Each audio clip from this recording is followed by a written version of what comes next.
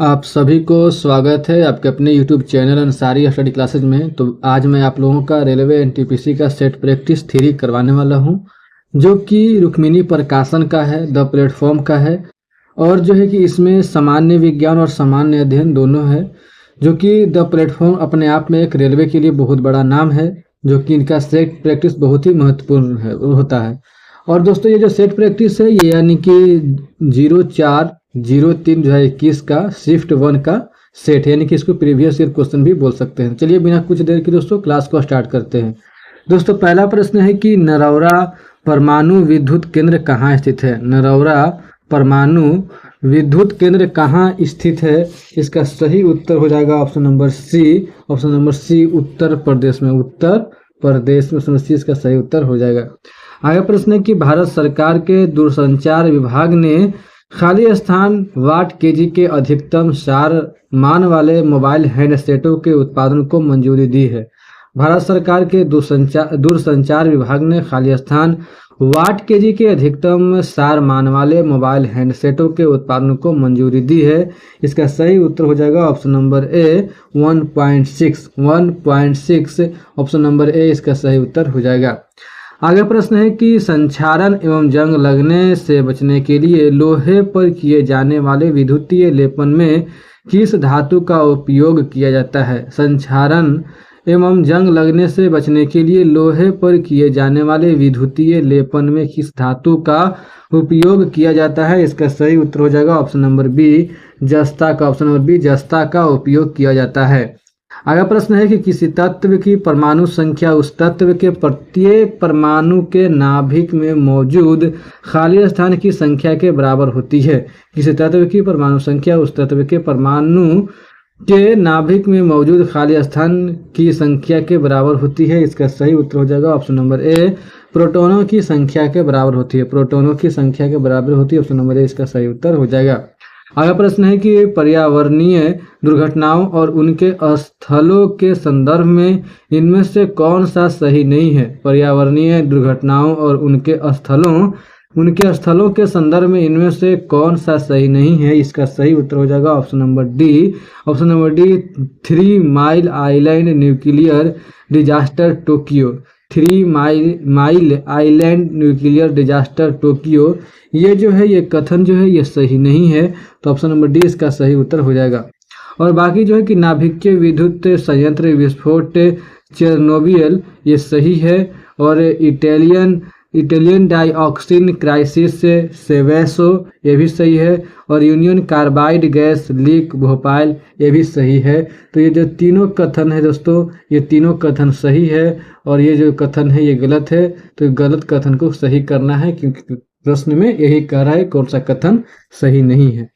आगे प्रश्न है कि 3.5 इंच फ्लॉपी डिस्क की संग्रहण क्षमता कितनी होती है। 3.5 इंच फ्लॉपी डिस्क की संग्रहण क्षमता कितनी होती है, इसका सही उत्तर हो जाएगा option number B 1.44 MB। 1.44 MB होती है। ऑप्शन नंबर बी इसका सही उत्तर हो जाएगा।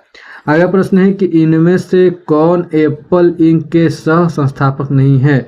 इनमें से कौन एप्पल इंक के सह संस्थापक नहीं है, इसका सही उत्तर हो जाएगा option number C Mark Zuckerberg. Mark Zuckerberg, option number C इसका सही उत्तर हो जाएगा। आगे प्रश्न है कि किस पादप हार्मोन की सांद्रता पौधे के शीर्ष पर सबसे अधिक होती है और जड़ों के नजदीक पहुंचने पर घटती जाती है। किस पादप हार्मोन की सांद्रता पौधे के शीर्ष पर सबसे अधिक होती है और जड़ों के नजदीक पहुंचने पर घटती जाती है, इसका सही उत्तर हो जाएगा option number C. Option number C auxin. Option number C auxin इसका सही उत्तर हो जाएगा। आगे प्रश्न है कि निम्नलिखित में से कौन सा जंतु उभयचर श्रेणी के अंतर्गत आता है। निम्नलिखित में से कौन सा जंतु उभयचर श्रेणी के अंतर्गत आता है, इसका सही उत्तर हो जाएगा option number A toad. Option number A toad इसका सही उत्तर हो जाएगा। अगला प्रश्न है कि इनमें से कौन सा कंप्यूटर का आउटपुट उपकरण नहीं है। इनमें से कौन सा कंप्यूटर का आउटपुट उपकरण नहीं है, इसका सही उत्तर हो जाएगा option number C scanner. Option number C scanner जो है आउटपुट उपकरण नहीं है। ऑप्शन नंबर सी इसका सही उत्तर हो जाएगा। आगे प्रश्न है कि आर्कटिक में वर्ष 2012 में भारत द्वारा स्थापित अनुसंधान केंद्र का नाम क्या है। अंटार्कटिक में वर्ष 2012 में भारत द्वारा स्थापित अनुसंधान केंद्र का नाम क्या है। इसका सही उत्तर हो जाएगा ऑप्शन नंबर सी, उसका नाम भारती है। क्या नाम है उसका? नाम भारती। ऑप्शन नंबर सी इसका सही उत्तर हो जाएगा। आगे प्रश्न है सामान्य अध्ययन से कि भारत के 46वें मुख्य न्यायाधीश कौन हैं या थे। भारत के 46वें मुख्य न्यायाधीश कौन हैं या थे। इसका सही उत्तर हो जाएगा ऑप्शन नंबर ए, न्यायमूर्ति रंजन गोगोई। न्यायमूर्ति Ranjan Gogoi. Option number A इसका सही उत्तर हो जाएगा। आगे प्रश्न है कि स्वतंत्र भारत की संविधान सभा के प्रथम अध्यक्ष कौन थे। स्वतंत्र भारत की संविधान सभा के प्रथम अध्यक्ष कौन थे। इसका सही उत्तर हो जाएगा option number D. Option number D doctor Rajendra Prasad. Doctor Rajendra Prasad. Option number D इसका सही उत्तर हो जाएगा। आगे प्रश्न है कि वित्तीय साक्षरता सप्ताह इनमें से किसके द्वारा संचालित पहल है।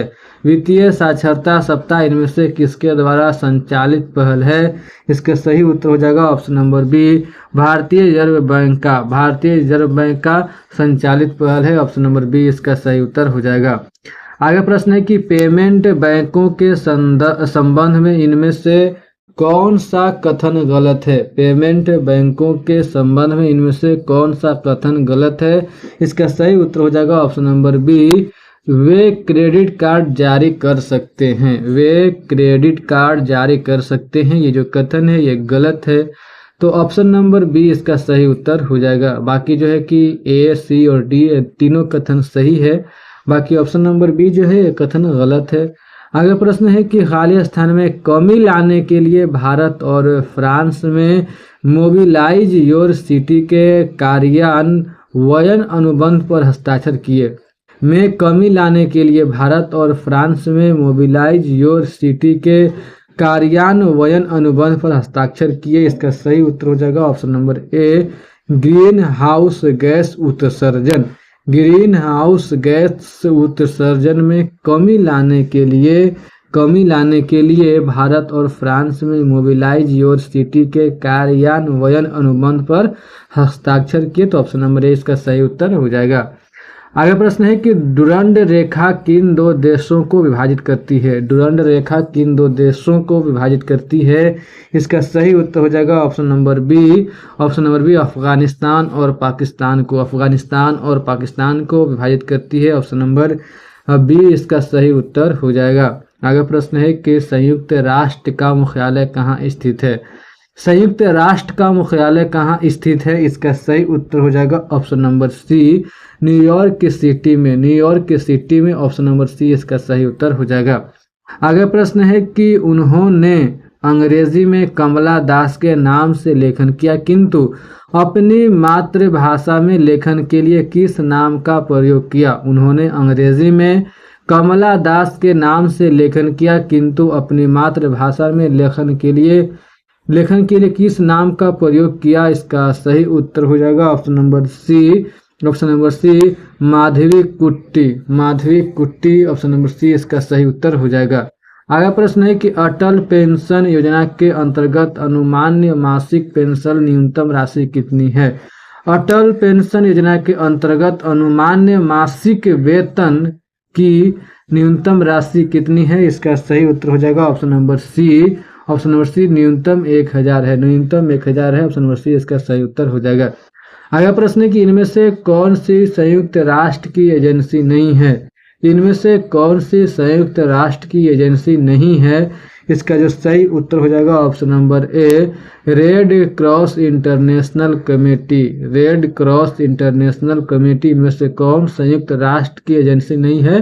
तो रेड क्रॉस इंटरनेशनल कमेटी जो है ये नहीं है। तो ऑप्शन नंबर ए इसका सही उत्तर हो जाएगा। ऑप्शन नंबर ए इसका सही उत्तर हो जाएगा। आगे प्रश्न है कि उस अंग्रेज व्यक्ति का नाम क्या था जिसने भारत आने के बाद सेंट स्टीफेन कॉलेज में दर्शन शास्त्र का अध्यापन किया और बाद में दीनबंधु के नाम से प्रसिद्ध हुआ। उस अंग्रेज व्यक्ति का नाम क्या था जिसने भारत आने के बाद सेंट सेंट स्टीफेन कॉलेज में दर्शन शास्त्र का अध्यापन किया और बाद में दीनबंधु के नाम से प्रसिद्ध हुआ।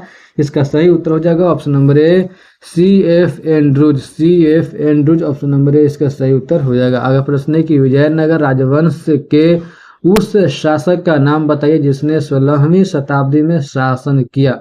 विजयनगर राजवंश के उस शासक का नाम बताइए जिसने 16वीं शताब्दी में शासन किया। इसका सही उत्तर हो जाएगा option number D Krishnadevaraya. Option number D Krishnadevaraya.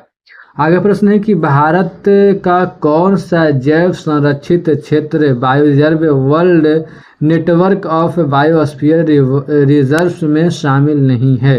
Bharat का कौन सा जैव संरक्षित क्षेत्र world network of biosphere reserve में शामिल नहीं है। इसका सही उत्तर हो जाएगा ऑप्शन नंबर डी मानस। ऑप्शन नंबर डी मानस। ऑप्शन नंबर डी मानस इसका सही उत्तर हो जाएगा।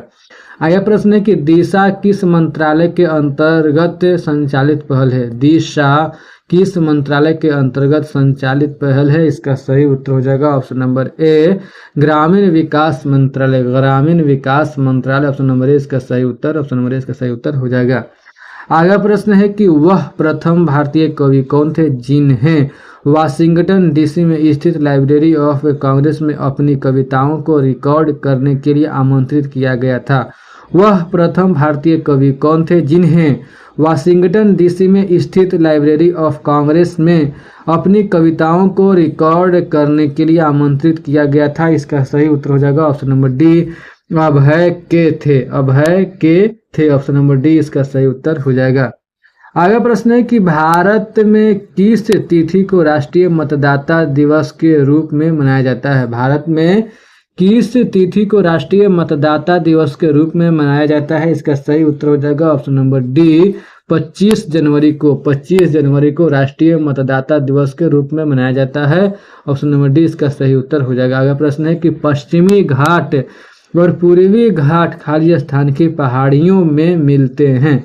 पश्चिमी घाट और पूर्वी घाट की पहाड़ियों में मिलते हैं। इसका सही उत्तर हो जाएगा ऑप्शन नंबर बी नीलगिरी। यानी कि पश्चिमी घाट और पूर्वी घाट नीलगिरी की पहाड़ियों में मिलते हैं। ऑप्शन नंबर बी इसका सही उत्तर हो जाएगा। आगे प्रश्न है कि भारत में स्थित सक्रिय ज्वालामुखी का नाम क्या है। भारत में स्थित सक्रिय ज्वालामुखी का नाम क्या है। इसका सही उत्तर हो जाएगा ऑप्शन नंबर बी बैरन द्वीप। ऑप्शन नंबर बी बैरन द्वीप है। ऑप्शन नंबर बी इसका सही उत्तर हो जाएगा। अगला प्रश्न है कि फॉरबिडन सिटी कहाँ स्थित है। फॉरबिडन सिटी कहाँ स्थित है। इसका सही उत्तर हो जाएगा ऑप्शन नंबर डी चीन में। ऑप्शन नंबर डी चीन में स्थित है। फॉरबिडन सिटी कहाँ स्थित है तो चीन में स्थित है। ऑप्शन नंबर डी इसका सही उत्तर हो जाएगा।